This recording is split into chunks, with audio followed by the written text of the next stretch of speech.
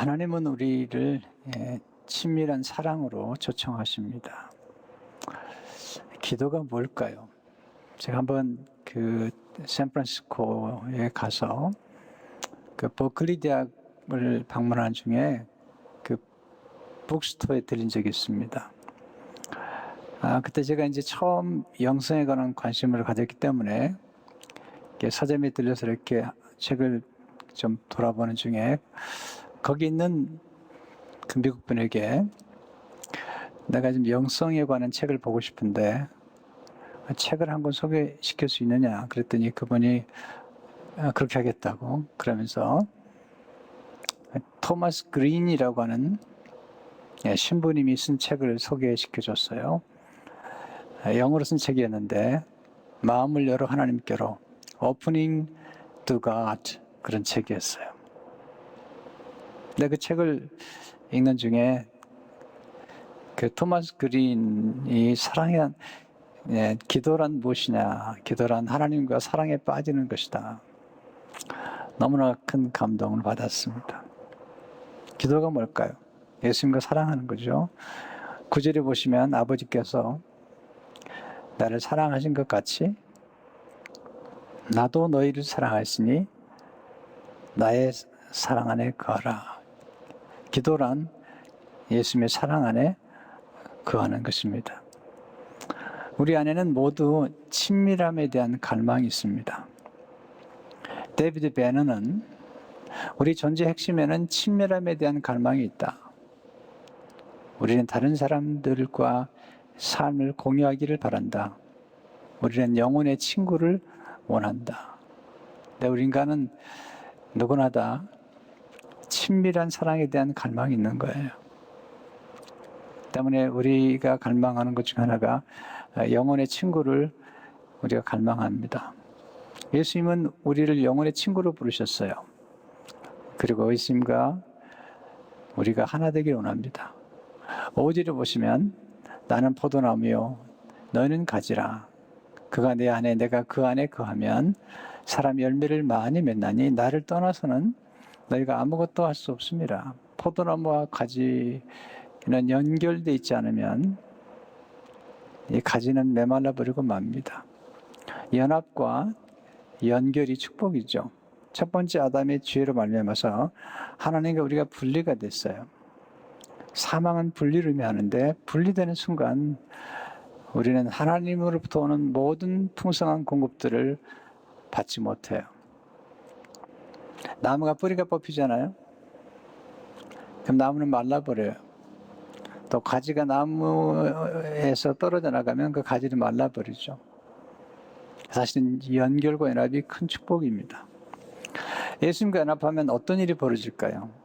정말 예수님을 만나고 예수님과 연합하는 게 너무 축복이죠. 첫째로 예수님과 연합할 때 무한한 가능성 속으로 들어가게 됩니다. 예수님의 가능성이 우리의 가능성이 되죠. 마가복음 9장 3절에 보면 믿는 자에게는 능히 하지 못할 일이 없느니라. 또한 두 번째로 예수님과 연합할 때 풍성한 삶 속으로 들어가게 됩니다. 예수님은 풍성한 분이세요. 요한복음 10장 10절을 보게 되면 내가 온 것은 양으로 생명을 얻게 하고 더 풍성히 얻게 하려는 것이다. 풍성한 삶. 네, 우리 삶 속에 있는 내면의 풍성함, 또 사랑의 풍성함, 예수님과 연합되면서 가능한 것입니다. 세 번째로 예수님과 연합할 때 친밀한 사랑의 기쁨을 누리게 됩니다. 모든 기쁨은 관계 속에서 오는 것입니다. 또 인간의 모든 비극은, 갈등은 또 관계 속에서 오는 것입니다. 하나님이 우리가 원하시는 것은 진정한 사랑의 기쁨이죠. 오늘 10절, 11절을 보게 되면 내가 아버지의 계명을 지켜 그의 사랑 안에 거하는 것 같이 너희도 내 계명을 지키면 내 사랑 안에 거하리라. 내가 이것을 너에게 이름은 내 기쁨이 너희 안에 있어 너희 기쁨을 충만하게 하려 함이라. 친밀한 사랑의 열매는 기쁨입니다. 기쁨. 오늘 이제 사랑 기도인데요. 친밀한 기도. 우리가 오늘 본문에서 배울 수 있는 첫 번째 놀라운 기도의 비밀. 첫째는 사랑 기도는 하나님과 친밀한 사귐을 갖는 기도죠. 사귐. 친밀한 사귐. 사도 요한은 이 사랑과 사귐에 대해서 얘기를 많이 하죠. 요한의 7장 3절을 보게 되면 우리가 보고 들은 바를 너희에게도 전하면 너희로 우리와 사귐이 있게 하려 함이니, 우리가 사귐은 아버지와 그 아들 예수 그리스도와 더불어 누림이라. 이 사귐, 이게 우정입니다. 우정, 코이노니아. 네, 성삼위 하나님은 이렇게 사귀는 분이시죠. 하나님 아버지와 예수님과 성령님이 함께 사랑하고 아주 친밀한 사귐을 가는 그 사귐에 우리를 초청하는 거예요. 사랑기도란 성삼위 하나님의 사귐 속으로 들어가는 것입니다. 영광스러운 것입니다. 네, 삼위 하나님의 사귐 속으로 우리가 들어가는 것입니다. 그때 우리는 세상에 줄 수 없는 놀라운 기쁨을 경험하게 됩니다. 요한 1장 4절을 보게 되면 우리가 이것을 쓰면 우리의 기쁨이 충만하게 하람이라. 이렇게 사귐과 누림을 얘기한 중에 기쁨을 얘기하고 있습니다. 친밀한 사랑 아주 중요합니다. 근데 우리가 보면 친밀한 사랑보다는 익숙해져 가는 거죠. 익숙한 것 좋은 게 아닙니다. 달라스 윌라드는 익숙함은 경멸을 낳는다고 그랬어요. 저는 이런 걸 너무 많이 봤어요. 사람들이 만나면 조금 지나면 이렇게 익숙해지면 이렇게 얘기하죠. 우리 친하지? 우리 말 놓자. 근데요, 그게 그게 친한 게 아닙니다. 아주 익숙하면 왜 문제가 되냐면요, 익숙하면 무례해집니다. 상대방을 우습게 여깁니다. 익숙하면 상대방에 대한 기대가 없어집니다. 그래서 우리는 이 익숙함이 얼마나 우리 인생에서 비극적인 삶을 가져온 줄 알아야 됩니다. 하나님이 원하시는 것은 친밀함이에요. 친밀함. 친밀함의 가장 중요한 것은 존중입니다. 상대방을 존귀 여기는 거예요. 그래서 시편 25편 14절에 보면 여호와의 친밀하심이 그를 경외하는 자들에게 있으며 그 언약을 그들에게 보이시려다. 하나님의 친밀하심은 경외가 뭐죠? 하나님을 두려워하는 것이죠. 이게 좀 어려운 얘기예요. 무서워한다는 게 아니라요, 이 경외는 하나님을 존귀 여기기 때문에 사랑하지만 함부로 대하지 않는 거예요. 하나님을 사랑하기 때문에 하나님을 존귀히 대하는 거예요. 이게 예술이에요. 예술. 메릴린 앤드레스는 친밀함을 잃은 두 인격은 서로 깊이 존중하고 상대방을 끊임없는 관심과 사랑을 체험하기 원한다. 그들은 결코 상대방의 말을 무시하지 않고 주의 깊게 경찰할 것이다. 이게 굉장히 어려운 거예요. 이런 친밀한 관계 속에서. 제 목표의 가장 큰 관심은 성도 한 분 한 분이, 또 가정들이, 교회가 이렇게 서로 존중하는 관계 속에 들어가는 거예요. 우리는 이렇게 신앙의 여정을 걸어가면서 예수님과 친밀한 관계 속에 들어갈 뿐만 아니라 사람들과의 관계 속에서도 어떻게 친밀한 관계 속에 들어갈 수 있는지, 사실은 신앙의 여정을 좀 아는 게 필요해요. 우리가 어디 있는지 좀 점검할 필요가 있죠. 보통 저는 신앙의 여정을 4가지 단계로 저는 묘사하고 그래요. 첫째는 예수님을 믿는 단계에서 예수님을 아는 단계로 들어가는 것입니다. 예수님 믿었습니까? 이제 알아야죠. 안다는 것은 경험적으로 아는 거죠. 아는 게 필요해요. 아는데 경험적으로 아는 게 필요해요. 안다는 것은 지식과 정보가 겸해 있는 거죠. 경험에 있는 거죠. 놀라운 사실은요, 저는 결혼생활 20년, 30년 한 후에도 부부가 서로를 모르더라고요. 뭘 좋아하는지도 몰라요. 또 뭘 싫어하는지도 몰라요. 어떤 분은 싫어하는 걸 자꾸 줘요. 그리고 사랑이래요. 여러분, 자기 먹기 싫어하는 음식을 계속 주는 건 사랑입니까? 자기가 원치도 않은 걸 자꾸 주는 건 사랑입니까? 여러분, 사랑하려면 상대방이 뭘 좋아하는지, 뭘 싫어하는지 이거 알아야지 사랑이죠. 알아가야죠. 세월이 흘러가면서. 둘째는 예수님을 아는 단계에서 예수님을 사랑하는 단계로 들어가는 것이죠. 우리는 아는 것만큼 사랑하는 거예요. 토주가 이런 얘기를 했습니다. 알지 못하는 자를 사랑하기란 전적으로 불가능하다. 어느 정도 사랑할 수 있기 전에 어느 정도의 경험이 있어야 한다. 저는 이 말씀이 되게 좋아요. 우리가 안다는 것은 상대방을 사랑하는 것이고요. 우리가 사랑할수록 상대방을 아는 것이죠. 그러니까 토저는 그렇게 얘기해요. 시각장애인이 자기 자녀를 보지 못하지만 시각장애는 자녀를 안다는 거예요. 보지 못하지만 안다는 거죠. 그래서 우리는 예수님을 보지 못하지만 사랑하죠.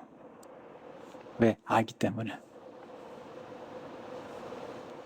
둘째, 사랑 기도는 예수님과 친구가 되어 나누는 기도죠.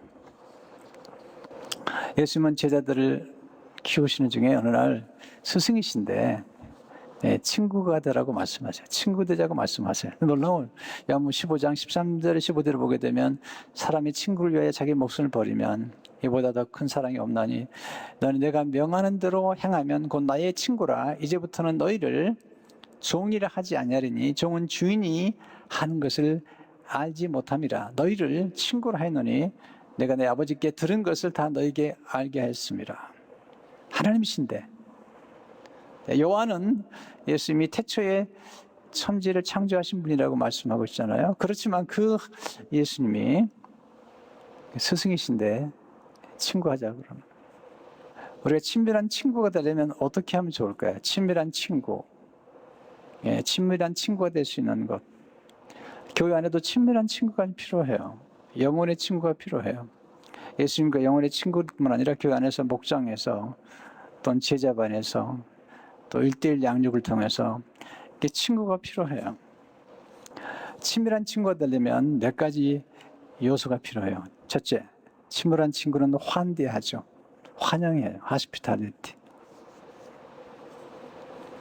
반갑게 맞이하죠. 또 반갑게 맞이하기 위해서 장소를 마련하죠. 근데 정말 중요한 장소는 집안의 장소보다도 우리 마음의 장소예요. 누군가를 정말 친구로 맞이하려면 내가 마음을 열어야 돼요. 그리고 웰컴해야 돼요. 있는 모습 그대로 받아들여야만이 내 친구가 될 수 있죠. 환대하는 거죠. 예수님 제자들은 예수님을 영접했잖아요. 영접한다는 것은 환대하는 거죠. 우리 마음의 공간에 예수님을 모셔드리는 거고요. 또 예수님 안으로 우리가 들어가는 거잖아요. 우리가 손님이 오거나 또 좋은 친구가 오면 집을 정리하죠. 그리고 이게 공간을 만들어서 환대하잖아요. 이게 친밀한 친구의 특징이죠. 두 번째, 친밀한 친구는 함께 하죠. 함께 동행하죠. 예수님은 자주 내 안에 거하라. 내 말에 거하라. 내 사랑 안에 거하라. 친밀함은 거리와 관계가 있어요. 친밀하면 가까워요. 예수님과 친밀하려면 가까이 해야 돼요. 시편 73편 27절을 보면 무릇 주를 멀리하는 자는 망하리니 엄녀같이 주를 떠난 자를 주께서 다 멸하셨나이다. 시편 13편 28절을 보게 되면 하나님께 가까이함이 내게 복이라. 내가 주 여호와를 나의 피난처로 삼아 주의 모든 생각 행적을 전파하리이다. 세 번째, 친밀한 친구는 비밀을 간직해 줍니다. 사랑한다는 것은 비밀을 간직하는 거예요. 모든 비밀을 나눌 수 있는 그런 관계. 아이들이 좀 성장하면 부모에게 얘기하지 않았습니다. 그냥 부모에게 얘기해놓으면 야단만 맞거든요. 그리고 정죄하고 심지어는 경멸합니다. 자녀들이 부모에 대한 불만이 있어요. 왜냐하면 얘기를 못 하겠는 거예요. 자기 마음에 있는 얘기를 하면 일단 수용하는 게 아니라 그냥 조언부터 시작합니다. 너 그렇게 하지 말라고 그랬지. 너 그런 생각하지 말라고 그랬지. 그러니까 얘기를 안 하는 겁니다. 그래서 친구를 찾아갑니다. 자, 우리 생각 가운데 우리의 모든 비밀과 모든 어두운 부분들을 다 얘기하고도 우리를 정죄하거나 비웃지 않고 그리고 품어줄 수 있는 사람이 있다면 그가 행복한 사람입니다. 11세기 양성가 가운데 리보의 엘리드가 이런 말을 했어요. 어떤 행복, 어떤 안전, 어떤 기쁨이 모든 마음의 비밀을 믿고 털어놓을 수 있고 모든 계획을 드러내 보여줄 수 있는 한 사람을 소유하는 것보다 더할 것인가? 어떤 행복, 어떤 안전, 어떤 기쁨, 모든 마음의 비밀을 털어놓고도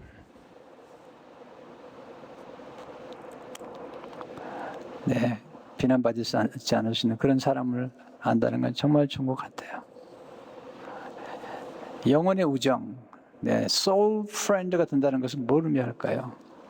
어떤 말을 해도 조롱하지 않고 변론하지 않고 모든 가면을 다 벗어버릴 수 있는 관계, 가장 깊은 비밀, 가장 수치스러운 일, 가장 두려운 일, 가장 감추고 싶은 과거, 가장 어두운 일, 가장 어색한 질문을 나눌 수 있는 관계.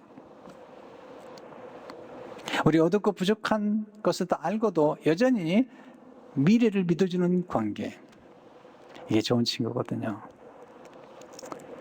이게 사랑의 기도입니다. 사랑의 기도란 친구 되신 예수님께 마음을 토해내는 것이죠. 시편 8절을 보게 되면 백성들아 시시로 그를 의지하고 그의 앞에 마음을 토하라. 하나님은 우리의 피난처시로다. 친구 되신 예수님께 심정을 토하고 나면 영혼이 잠잠해집니다. 영혼이 고요해집니다. 영혼이 견고해지죠. 네 번째, 친밀한 친구는 서로를 존중하고 갈망합니다. 친밀함의 요소 중 하나는 존중이라니까요. 익숙하면 경멸을 한다니까요. 익숙하면 말 함부로 해요. 여러분 정말 부탁드립니다. 말 함부로 하지 마세요. 네, 우리는 그렇게 대단한 존재가 아닙니다. 존중이 존중을 낳는 거거든요. 하나님께서 말씀하시잖아요. 엘리에게 나를 존중하는 자를 내가 존중하고 나를 멸시하는 자를 내가 멸시하겠다는 거예요. 여러분 친밀하면 예의가 있는 것입니다.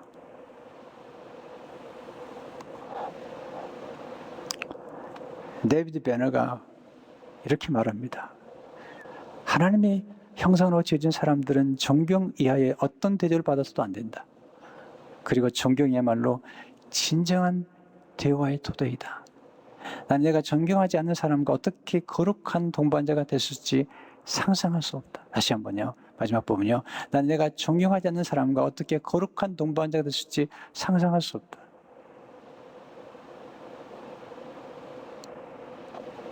여러분 자녀를 존중해 보세요. 경청하게 됩니다. 경청하게 됩니다. 우리가 하나님을 사랑한다는 것은 하나님을 존귀 여기는 것이며 하나님의 말씀을 존귀 여기는 거잖아요. 예수 말씀하시죠.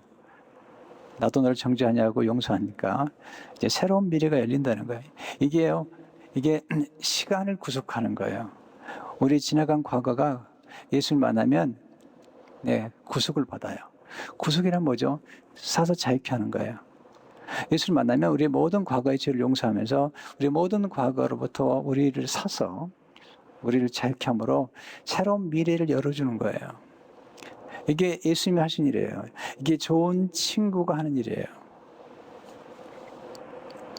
다섯 번째, 친밀한 친구는 희생하죠.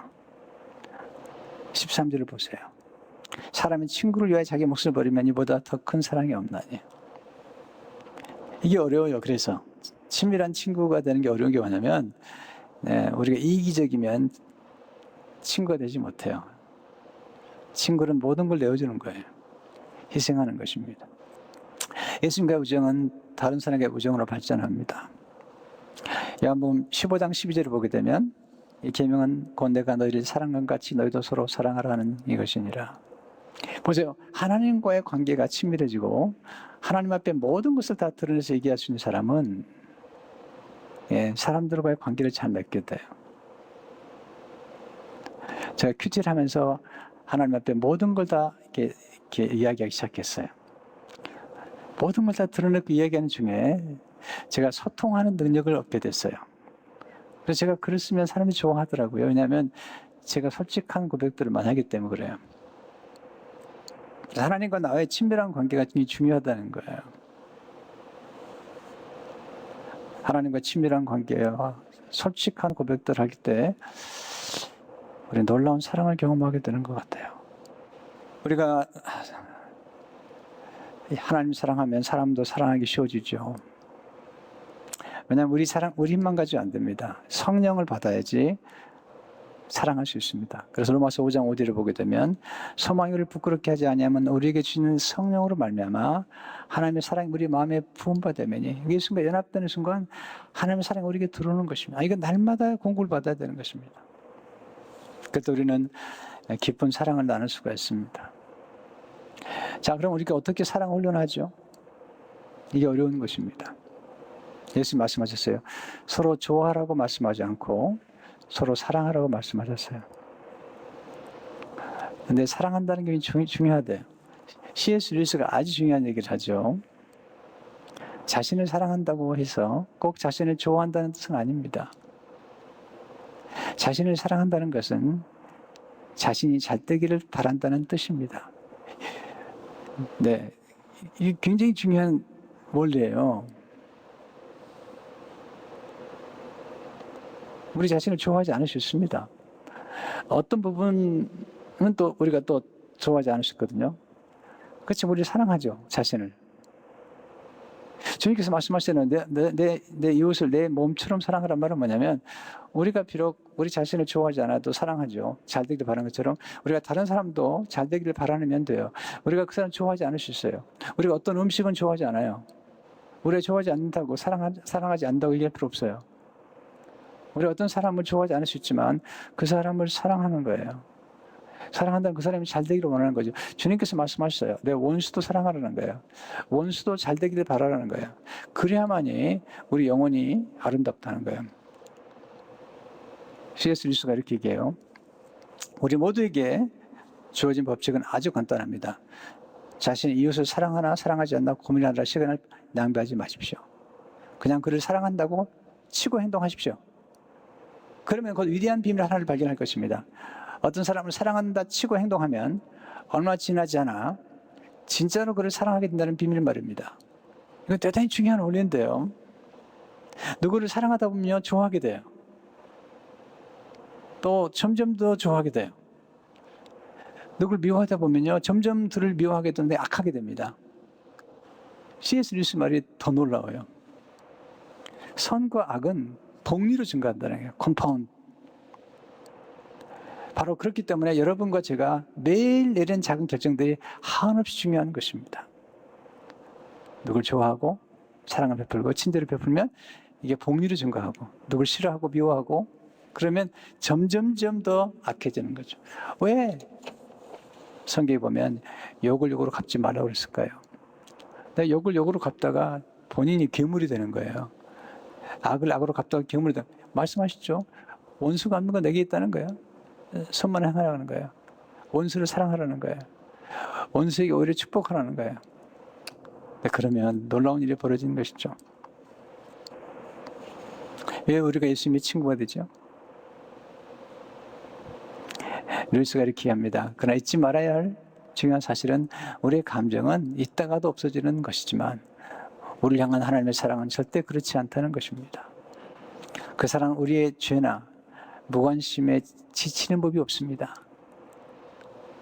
네. 우리의 죄나 무관심에 지치는 법이 없습니다. 그 사랑은 우리에게 어떤 대가를 치르게 하는 한이 있더라도 또 하나님께 어떤 대가를 치르게 하는 한이 있더라도 우리 죄를 치료하겠다는 결심을 완수할 때까지 단 한 걸음도 물러서지 않습니다. 와, 우리 인간은 연약해요. 한계가 있어요. 그래서 포기하기도 하고 그런데 하나님은 그렇지 않으세요. 그래서 예수님이 우리의 영원한 친구가 되는 거예요. 세상 친구 다 우리를 버려도 우리 떠나도 예수님이 영원한 친구가 될 수 있는 거죠. 자, 그럴 때 우리는 먼저 예수님과 하나가 된 친구가 돼야 되고요. 그리고 교회 안에서나 가까운 친구들 가운데 영혼의 친구가 돼야 돼요. 그래서 함께 서로 존중하고 그리고 함께 하나님의 뜻을 이루어가야 돼요. 에모스의 말처럼 우리 모든 인간에게는 달처럼 어두운 그림자가 있는 거예요. 네, 그 어두움까지도 다 주님께 드리면 주님이 받아서 아름답게 만들어주시는 분이세요. 그러니까 주님과 친밀한 사귐을 갖다 보면은 그 사귐 가운데서 우리는 사람들을 존귀 여기게 됩니다. 사람들의 말에 귀를 기울이게 됩니다. 또 자녀들이 무슨 말 하든지 간에 절대로 판단하지 않습니다. 성도 여러분, 오늘 이 사랑의 기도가 얼마나 소중한지, 그리고 우리 가족 안에서 또 성도들 간에 이렇게 영혼의 친구가 필요하다는 것을 아셔야 돼요. 그러기 위해서는 계속 우리가 성장하고 성숙해야 돼요. 익숙함에 머무르지 말고 친밀함 속에 들어가야 돼요.